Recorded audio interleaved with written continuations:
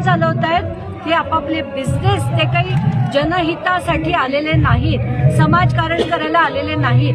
त्यांना फक्त आणि फक्त पैसा कमवायचा आहे आणि तो धाकधपट टाकून कमवायचा आहे, दहशत निर्माण करून कमवायचा आहे. तर अशा राजकारण्यांना त्यांची जागा दाखवणं हे गरजेचं आहे. आज आम्ही इथे का बसलोय आंदोलनाला? कारण धनंजय मुंडेसारखी जी माणसं आहेत ती कुठच्याही पद्धतीने, जे आज ते मंत्री बनले, त्यांनी काय केलंय निवडणुकीत? 200हून अधिक त्यांच्यावर कंप्लेंट्स होत्या. इलेक्शन कमिशनने कुठचीही कारवाई केली नाही आणि म्हणून ते निवडणूक जिंकले. आणि जिंकल्यानंतर असा व्यक्ती मंत्री म्हणून जर विधानसभेत जात असेल तर मला हे मान्य नाही. अशा गंभीर गुन्हे असलेल्या माणसाला जो पाठीशी घालतो तो मला मंत्री म्हणून चालणार नाही. जोपर्यंत राजीनामा होणार नाही आम्ही इथे ठिय्या देऊन बसतो.